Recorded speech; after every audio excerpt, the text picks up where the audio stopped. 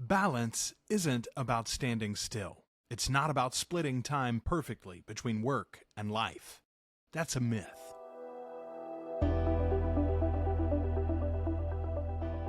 Real balance is momentum. It's knowing when to lean in, when to step back, and how to stay in control when everything is moving fast.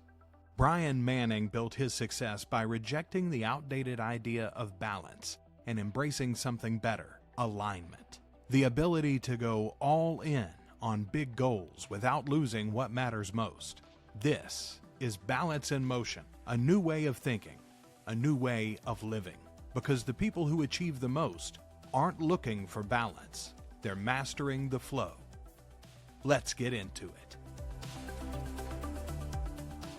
All right, everybody, welcome back to our Balance in Motion podcast. Super excited to be here today with a friend of mine, Todd Bookspan. Before I get started, I just want to give a little intro on Todd, at least for what I know, but we're going to dive in and learn some more here.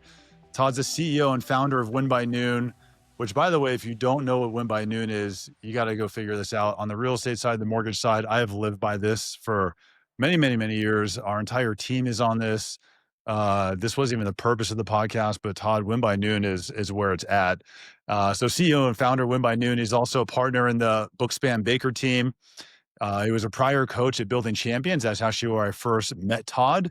And I think you've been a mortgage lender since around 2001. Is that right?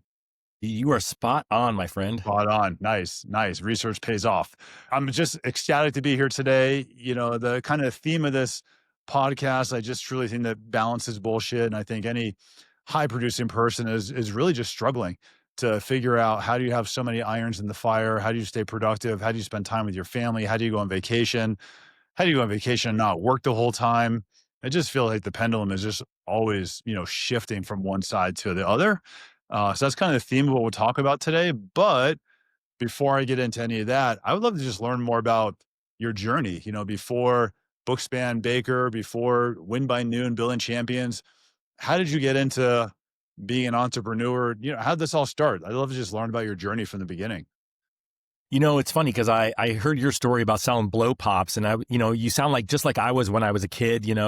I'm older than you. We made a thing called hockey pucks where you literally got like the sugary syrup and you put it into the stove and you mixed it to a certain temperature and you poured it into a cupcake tin and you flavored it and you sold them at school, and cinnamon, super spicy toothpicks, and you'd always get in trouble because you weren't allowed to sell stuff. So I felt like I was an entrepreneur from an early age. My brother and I sold skateboards out of our house. I started selling bicycle equipment out of my house and opened bicycle stores straight out of college. I actually went through the entrepreneurship program at the University of Arizona, and actually opened 2 stores at once. I had the first privately held business on the U of A campus. I actually paved the way for McDonald's and Domino's, who opened a couple years later. And I had fun. I really had fun. I did the bike business for 10 years and I had fun for 8 of the years. And then I kind of got bored and I thought, you know what?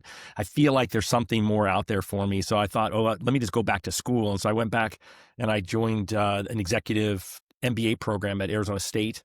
And I was a stay-at-home dad during the day. Life was pretty darn good. And then I got a good buddy. His name's Steve McFate. And Steve's like, you should get in the mortgage business. And I kind of laughed at him because I'm like, dude, I'm going to be like a business consultant. I'm getting my MBA. And then he's like, no, you actually like people and you understand numbers. He said, a lot of people like people, don't get the numbers. Other people get the numbers, aren't good with people. You would be great at this. And so I literally had to go to the store and buy pants because I only owned shorts at the time. And I went in and committed for 90 days to be his assistant. He was the assistant to the owner of the company. And it was kind of a weird story. I got mortgage coach my first day of the business on accident. And I started doing annual mortgage reviews for all their high net worth clients. And after 30 days, they were like, you got this, you're on your own. And so I refinanced half my class in the MBA program, about a quarter of my professors. And when my wife was like, you should get a real job, I showed her the numbers that I was making, more part-time than most of my MBA classmates were full-time. She says, all right, I think this is a good thing for you. And, here I am 25 years later. That's amazing. All right, let's go back to the bikes. So bike shop, were you cycling at the time? Well, the irony is that there was a joke that once you start opening a bike shop, you don't have time to ride bikes anymore. So I grew up racing bikes. I loved it. I raced on the road. And then I got approached during college. No bike shop in town would sponsor the the bicycle racing team. And so I said, all right, well, I can help you guys out. And so I just went out and got a business license and got the ability to start selling bike parts. And then I got in trouble. No one wanted to sell to me because I was selling out of my house. So I rented an office space and had a little retail space. And I wasn't really making any money, but I was having fun racing collegiate bikes and working with these other bike companies and representing their products. And then, thought, gosh, I know how to do this. I know, I understand business. And, of course I didn't. And so turned really what was really something I was passionate about into a job. And we had fun. My wife did it with me for the first year before she went to law school. We made really great relationships. The average person worked in a bike shop for maybe, 6 months. Average person worked for me for 6-7 years. I had I'm still friends with a lot of the people that worked for me back in the day. We had a lot of fun. We had really great client base, and we really focused on high end. We had the shop on the campus was low end, really just bike repair. And off campus, it was called Racer's Edge. We worked on high end bikes, and we were pretty fortunate. The first year in business, we were picked by the bike reps and by our other bike shops to be one of the top 100 bike shops in the country. So we were the youngest owners. We were 21, and we were the newest business that ever got, picked for that honor. So we were noticed pretty quick. We had a lot of fun. I wasn't that smart at business, Brian, but we did have a good time. And I rode a little bit for fun. I started riding mountain bikes then, and it was a blast. But it was definitely, you got hours of a store, right? You have to show up, you got to unlock the door and wheel the bikes out front and, make sure the lights are on. And, you got to do the things. You got to make time to pay the bills, which, was always a frustration because I didn't want to, that wasn't the part I signed up to be, a bookkeeper and accountant. You got to figure out how to manage inventory, got to manage and hire employees. And so there was just a lot that came with it. And you wanted to, have a social life and go on vacations and do the other things. And it was definitely an interesting journey. I don't regret it at all. I learned so much and really made some great connections. I love it. So this pulls right into, this is why I think balance is kind of bullshit. Kind of what you're saying, you have this business, you're an entrepreneur, you're starting out, you're having success with it. And then you're being pulled in all these different ways, it seems like, of, accounting, bookkeeping, inventory. Do you think that the beginning of being stretched this way kind of helped you with your entrepreneurial spirit as you continue to evolve over time with running businesses? Yeah, I didn't see it at the time. I think it's like most things, right? When you're in it, you don't understand it. But one of the gifts that I had of going back and getting my MBA, which obviously I didn't need to be in the mortgage business, was that, I was pretty fortunate because it was a evening executive program. So I was working with all sorts of really high achievers, CFO at a big healthcare company, someone really high up in marketing at, big technology companies, all these companies you've heard of, aerospace company, finance people. And those were the people I did all these group projects with. They were all women and they were all really, really brilliant, but they all knew what they knew. And that was it. So if you were in finance, they knew finance at a 10, but they knew everything else at a 3 to 5. And, if they were in accounting, they knew accounting at a 10, but they knew everything else at a 3 to 5. And what happened was I was a jack of all trades. I'd done HR, I had done accounting, I had done finance, I had done marketing. And so I was probably a, 4 to 8, maybe in some of the areas, but I was definitely more well-rounded. So I had a lot of ahas. It really helped me.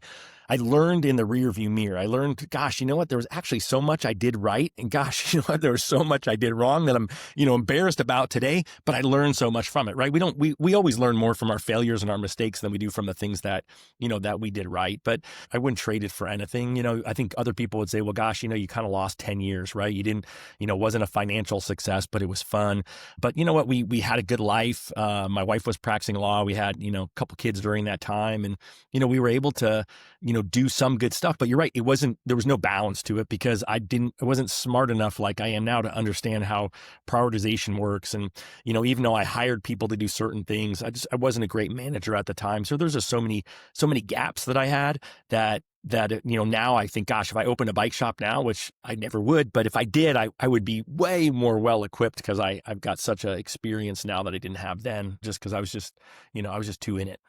For sure. Well, and you also must have done something right because employee retention at 6-7 years. I mean, I think in any business, even now, that's such a great tenure to have people work with you. So you must have been doing something right, especially when I think about the employee retention side. That's a great accomplishment. Yeah, I think we had fun. I think that's what it was. We had good culture, right? And I think that, everyone did their job. which, isn't always the case, right? You had people, we hired right. And we hired people who just were into the business. We hired people who came in the shop and were customers and wanted to get in the business. And we trained them. We had mechanics who were working at some of my best competitors who were like, gosh, you seem like you're having fun and doing things different over here, came to work for us. And so we had a few key hires that came along that gave us some notoriety. And, we just offered a real high level of service. And just along the way, built cool inventory. If you wanted to see cool stuff, you came to our store. And so it was just kind of a fun thing. And then just little weird things like, it was in Tucson, Arizona. And Tucson, Arizona, you'd have a lot of pro triathletes, the best in the world at the time, the people who were winning the Ironman, who were these names that were on the covers of the magazines, but, they didn't have the income that they have now. So they would come to town and they would want to put together their own bike and, just be able to put some oil on the chain and pump the tires, and no bike shop owner would let them do that. And I was like, here, you can work here. So people would come just to see this famous person sitting in my bike shop working on their own bike, or we would help them with their bikes. And so we just were the fun place to be. That's amazing. And then I felt you kind of quickly glazed over. So you were a stay-at-home dad while getting your MBA. How long were you stay-at-home dad for? I stayed home dad for 2 years. And so during that time, we had 2 kids. I've got 3 now. We had 2 daughters, and my wife was practicing law at the time. In 2010, I dragged her in the mortgage business. My business was so bad. I was like, hey, honey, actually 2009, I need some help. Help me for 90 days before you go back to work. Cause we were, flat broke. And ultimately she was a stay-at-home mom at that point. Cause she's like, you're having a lot of fun with the kids. The kids love being with you, but I kind of feel like I need my own housewife at home to take care of things because, cleanliness wasn't my thing, but we had a blast. Yeah, it was a lot of fun. I had the ability to, be the one who got to take care of the kids. I drove my youngest to school, my oldest to school. My youngest and I did play group, and we did all sorts of other cool stuff, which ironically in the bike shop days I did. When my oldest was born, my wife would go in super early to work. I'd get up, get her dressed. I was a play group leader. We did tumbling class, art class, and then I would go to lunch with her, and then I'd bring her to the bike shop, put her down for a nap in the pack and play in the dirty bike shop office. And then she'd wake up, run around until my wife picked her up in the bike shop. And so, always had that prioritization of family and kids early on. And then as the stay-at-home dad, I was in the executive program I was in for my MBA was at night. And so, really gave me the ability over 2 straight years to have some fun. But then I hit this point where my youngest started school, and I was like twiddling my thumbs, and, I was bored. I mean, he hung up the stay-at-home moms and none of them, I don't think, will listen to this, but they weren't necessarily motivated to go out and do stuff. And so I was like, yeah, this doesn't fit right with me. So it was perfect timing that my buddy convinced me to come help him in the business. And their mortgage office happened to be, 5 minutes from my kid's school. So I dropped the kids at school, and my kid wanted me to play on the playground. I was pushing her on the swing. I was always the last parent there. And, the teacher would peel her off my leg because she didn't want me to leave her. And then I'd zoom down the street. I'd work until 2. I'd pick the kids up. And, I always made the joke, if, you're going to hear screaming kids, if you call me after 2, but I'll answer your call, and we'll take care of things. And I think people really liked the fact that they understood that I didn't hide the fact of who I was, that I lived the life that I lived. And that's how I did business. Love it. And then, and in this, start of your journey, did you have any mentors at that time, or have you had any mentors that have been really kind of notable or memorable in this process that have helped you in the entrepreneurship? It was kind of interesting, right? So that first day in the business, they're like, hey, come to the office, but we're going to go to this mortgage seminar. And it was interesting because there was a guy there. His name was Michael Bischoff. He may still be doing loans in Chicago. I had the opportunity to bump into him maybe a decade later and thank him for the advice he gave me. But I just asked him a question afterwards, like, here's my number, give me a call. So, as a dumb kid, I called the guy who talked about managing a database and being really good and, with knowing your clients and building clients for life. And so I had a couple of calls with him. And then I've heard you mention Loan Toolbox before. I ended up, each of those times, it was Mortgage Originator magazine. So the first one, I bought Mortgage Coach. Second one, I bought Mortgage Market Guide, Barry Habib. Third one, Tim Brahim came through. I bought Loan Toolbox. And so I really had those mentors from afar, right? I learned a lot from Barry, back in the day. I learned a lot from Tim, and I would, my lack of balance was I would work all day, and then I would eat dinner with the kids. I'd be home for dinner most nights because that was one of the commitments I had. My wife would go to sleep, and then I would actually go upstairs to my office, and I would listen to Loan Toolbox, and I would work on myself. During that time, I did the 90-day burn that a big coach does, and my wife called it the 90-day burnout. Like, she's like, this is the 90-day road to divorce. Like, if you're going to be overdone because you're working too hard. But during that time, I listened to an interview that that Tim did with Daniel Harkavy, the founder of Building Champions. And it was kind of get out of the back seat and drive and really, are you driving your day or is your day driving you? And so I had that crazy idea I should get a business coach, and I interviewed coaches from a few companies. And lo and behold, Coach Bill Hart with Building Champions, he was really my first true coach and mentor in the business. He was my coach for 4 years. And, I just had the advantage of someone who had a heart for giving, a heart for teaching, mentoring. And he could give me not only the coaching and the accountability that I needed, but he also could give me the tactical pieces. If I was like, hey, I'm trying to send an email to these realtors, he'd be like, click, click, click. Here you go. There's a couple examples in your email. And then I'd say, hey, well, I'm really struggling with this system. He'd be like, click, click, click. Here's an outline of a system like that. And so I got pretty good at implementing. And then I think the other thing I probably did early on was I hired people to do the things I wasn't good at. And even when I was a stay-at-home dad, working part-time, I had a stay-at-home mom who would come in. Again, it dates me. You already said it was 2001, but she would come in and she would highlight all the places on an application to sign when you mailed it to somebody, and she'd stick in the envelope and address it for me. And then she would put everything into my ACT database for me to make sure that it was good. But I already knew those weren't things I enjoyed. I could do them okay, but I wasn't great at them. I didn't want to be great at them. And so then I did learn early on the idea of leverage and having a true unique ability team. Nice. And this is a side topic, but I'm curious to hear. You mentioned annual mortgage review. Whether you're in mortgage or real estate, I talk to so many people that don't stay in contact with their client database on an annual basis. Are you still a believer in the annual mortgage review and Bookspan Baker team? Do you have follow up with your clients annually still? I just talked to a client today who we did a loan for a year ago. And so it's I don't do loans anymore, but I do business development for the team. And then I always feel like the best way for me to coach out there through Win by Noon and what I do with Dave Savage on the Trust Engine channel and the other trainings I do with Deborah Bird for Exactly What to Say is the best way for me to be valuable is to actually, be in the pond alongside of everybody else. And so I did about 50 annual mortgage reviews last year.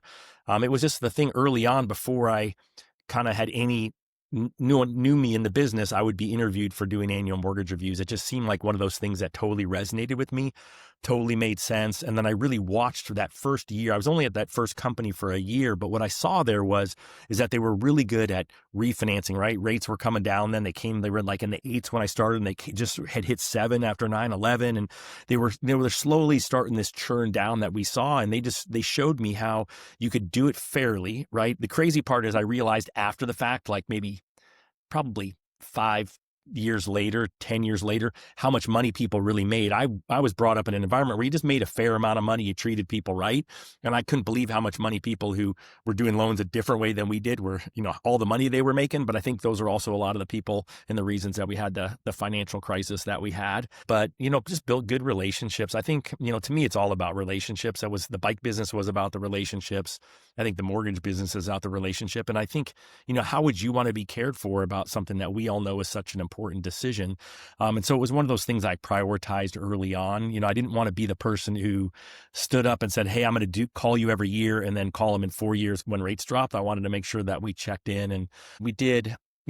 I'm probably doing not a ton, maybe one a week right now, but I've had a lot of conversations with clients who, I secretly did almost 800 loans during COVID, driving around on Airstream with my wife. And, all those clients have, 2 and 3% interest rates. So they all liked me. It's crazy. You would think. And so I've done a lot of catching up calls, I would call them, with them. They're not really much of a mortgage review when you've got such a low interest rate, but, like everything else, some of them have debt. We're doing some HELOCs, and, some of them just want a voice to talk to and maybe to shop, insurance and all those kinds of things that, because I know you do these things too. Yep. I love it. And what are you working on now? What's most exciting for you right now? Any projects? My most Anything exciting new? projects are top secret, but In that's all general, right. They'll be around soon. non-top secret stuff. Let's talk about Win by Noon, right? It's always been my passion project. I'm never gonna get rich selling a planner that costs $20 a month, especially with inflation, because it's like crazy. Literally every time I order, they're like, "Oh, so sorry, the price is gonna be more expensive than we told you," and I'm like, "Oh, come on."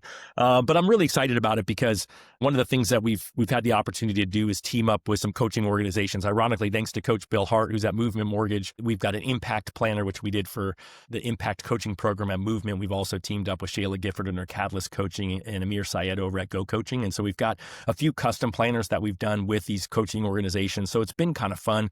It's the whole idea. It's a lot easier to sell, one planner to many than it is to sell one planner one at a time. And so I'm super excited about that. And then transparently, really just haven't had a regular rhythm of webinars to teach people around Win by Noon the last couple of years. And so for Q4 this year, I'm really committing to getting out there and doing what I love the most, which is teaching. I've been invited recently to get on some stages and teach some Win by Noon, bring back classic Win by Noon, just because I think there's such a need for it. So I'm excited about that. It's awesome. I mean, I love it. I already said in the intro that I live by this thing every single day. My wife thinks I'm crazy. I wake up early in the morning and the first thing I do is work and Win by Noon. So it's a game changer. It's it, right? It's always next to me. I'm still logging all my calls. This is the Go Planner. So as we create new ones, I try them out just so I can give them feedback on what I think, since, a lot of what we take out is, it still has the guts of what I think is important, but there's things I think that are missing, and it's, it's up to them. It's their baby mixed with my baby. I love it. So, kind of the theme of this is just everything we're talking about: bike shops, challenges there, stay-at-home dad, MBA, mortgage business, 800 loans during COVID. By the way, I didn't miss that. That's a crazy number. Like 786 or something like that. It That's a wasn't crazy number to close traveling around the country. All this to me, just it's so hard to manage all this. When I had Josh Meadow on the other day, we were talking about this and agreeing that it kind of balances bullshit. So Josh calls this integration. Michael Reagan was on the other day, and he says he tries to figure out how to find his harmony. I look at what we're talking about, and I'm always trying to figure out, how do I find my flow? What's your thoughts? How do you, when the pendulum is shifting and you're trying to run a business, you're obviously a big family guy. You spend a lot of time with your wife, your kids when they're younger. Even now, I know when I talk with you, you still spend a lot of time with your family and your children. How do you balance all this? How do you find, your flow in this? Well, first off, I realized I need to come up with a name because, you and Michael and Josh, I mean, some of my greatest friends, people I respect the most, have cool names for stuff. It's so interesting. There's Dan Sullivan who did Strategic Coach. He had what he called the entrepreneurial time system, and he had a thing that he called them off days, where literally, if you're going to be off a business, you're not allowed to think about or talk about business. And I took that on maybe 2007-ish, where you had the days where you were working all in, and then you had these buffer days in between where you scheduled less to make sure you did your stuff. And during that time, we all did the vacations as loan officers where, you're driving down the windy road with your family and you got your old school headset on, and you're taking a loan application while you're driving, and, you spend a lot of time during your family time doing that. And so one of the things I finally decided was, by having a team, let my team do what they're great at and do their job for me while I'm gone. And so I had a couple of years there. And in fact, it's funny, Bill Hart put me on stage at Sales Master, and he said, Todd is the most balanced loan officer I know. He's done 50 plus days of vacation with no phone, no email each year for the last 2 years. And then, of course, this is like 2008. I had to get on stage and say, well, Bill, that was the Todd I was.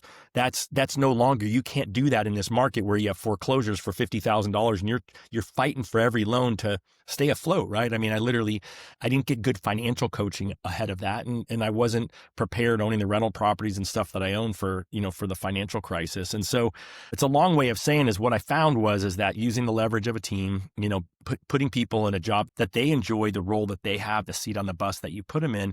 And then I believe in the whole big rocks thing, right? I think it was Stephen Covey who started it first, but I've got my little pull-out calendar that I use that as a Win by Noon thing. And I literally go in every year and I just plugged in the most important things. And so even back when we couldn't afford a whole lot from a vacation perspective, the school was always annoyed. I would email them in the spring, the beginning of the year saying, hey, when's fall break this year? Hey, when is spring break next year? Like I always was looking at what are those big things, because I knew that was the time that we were going to do something as a family. And so even now, that's just what I start doing. Like my daughter is now a school teacher. She teaches 9th grade math in Manhattan. So I literally have on here, I went into her school, I Googled her school calendar, and I have when her fall break, when her holiday break is, and then what her spring break is for next year.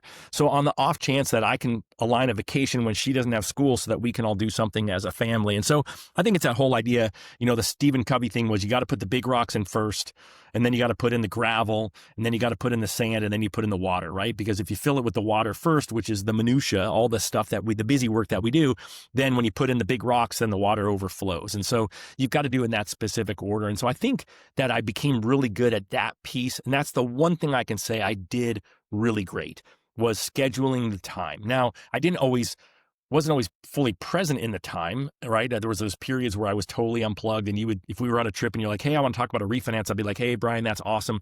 You know what? Let me put that on my calendar. I'll give you a call, on Monday when we get back. I got pretty good at that.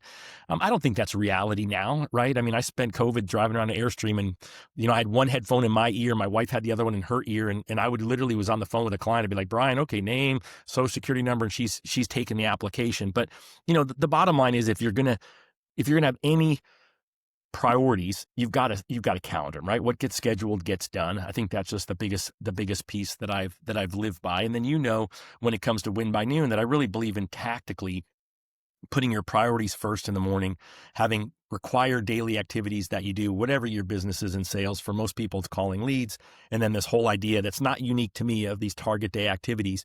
And I just got really good at following that calendar, because what happened was when I realized that was my system and I blocked it off so that I didn't do any of the stupid stuff during that first, I blocked 3 hours, 8:30 to 11:30. But when I did that, it gave me this freedom the rest of the day, right? Jocko Willink says discipline is freedom.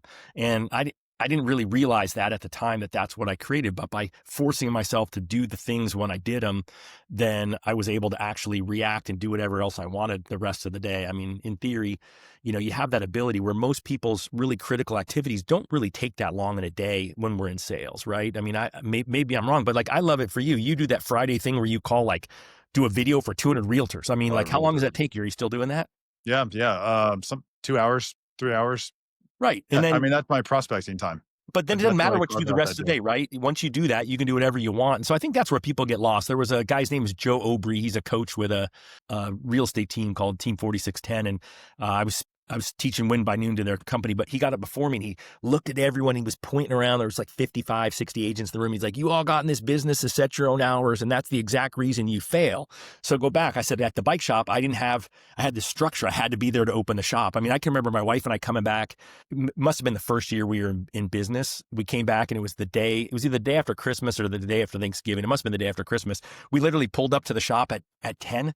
And we're like, forget it. We don't want to work today. And we didn't open the doors. We left the close sign up and we went and did whatever we wanted to do that day. But, you can't do that every day and stay in business. And so that's why I believe in having a schedule, right? Scheduling those most important things. But you also got to schedule the fun stuff. And, there's just sometimes where the fun stuff gets interrupted with business. But I think overall, I've got so much respect for you because everyone else is like, I work 9 to 5 and I try not to work after hours or weekends, but you're always like, hey, I'm your guy. If you want a loan right now, I'm it, right? The fact that you're willing to do all that, I think it's a differentiator. And I think what it does, though, it gives you the freedom for you guys to take the vacations that you take and do the other things. 100%. Yeah. I love it. So I have one question as we're wrapping up here. So on the real estate mortgage side, so many people will say, and this is going to go back to your team and hiring people and then finding, creating leverage for you basically. So many people think if they don't work with me, they don't want to work with anyone. Or, if you're a realtor, I'm the only one that can serve their needs. But you've done a great job of implementing team members that are handling a lot of the business for you as well. And I find a lot of people struggle with this, getting through this mindset of, I don't have to be the only person that someone talks to, that if I train the right people on my team, and I put the time into them, that other people can perform just as well. And it feels like that helps you kind of create this balance or this flow in your life. So how have you used your team members for leverage on the mortgage side over time? Yeah, you know what? That's a great question. And I think for me, it was the system, right? From taking a loan app to closing a loan. For most companies, we know what the major things you have to do.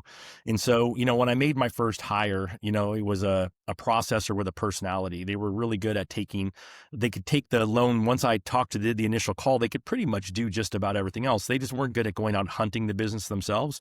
But once, if they could stand there with the catcher's mitt on and run with it. And so I think if you have a system, and then, I hate to use the word scripts, but you just have important points that you make sure that get covered.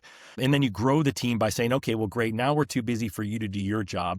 What are the parts that you're great at? What are the parts that you're great at and you love? And then you put them in that role. And then you take all the other things that they still might have been great at and didn't love, or that they weren't as good at. And then you hire someone for that next piece. And so when it comes to the sales side, I think that's where most people struggle, right? So I got 100% out of the business. I wasn't doing any business development. I was doing nothing in the business during the time I was at Building Champions. But I had a kid. I didn't even try to hire him. He was truly a kid. He was the same age as my oldest daughter. And I hired him to help another team member who ended up getting a job in title and left. And so I had this young kid who was a window estimator. And I'm like, okay, what am I going to do with them? So I stuck him in an office about as small as my little tiny Club 44 I'm in here. And I made him listen to me for 6 months. He listened to everything I said. I taught him how I did loan applications. I taught him how I did credit. I taught him how I coached on credit. And it's one of those things where he listened to me, he observed me.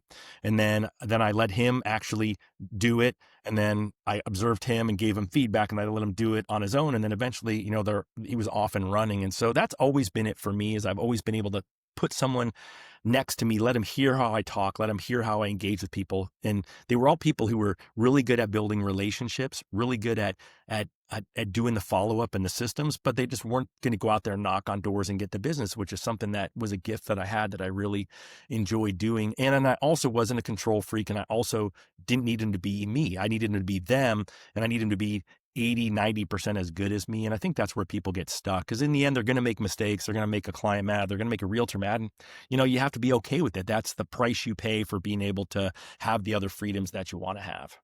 I love it. I mean, that's my mindset on the team, is if everyone on this team can just do 80% of what I would do, it's a huge success. That's what I'm going for, 80%.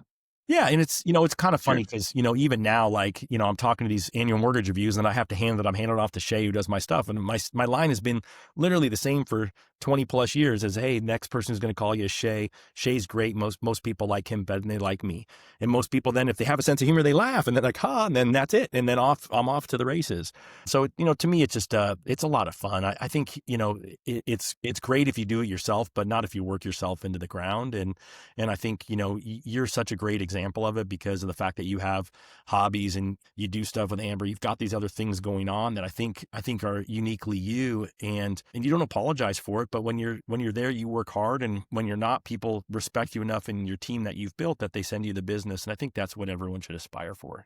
I mean, Todd, I could just keep talking, but I feel like we're. No, I talked way too much. I didn't. No, you're good. You're good. We're going to have a great conversation, but you asked me such things that had such long stories. I feel really bad.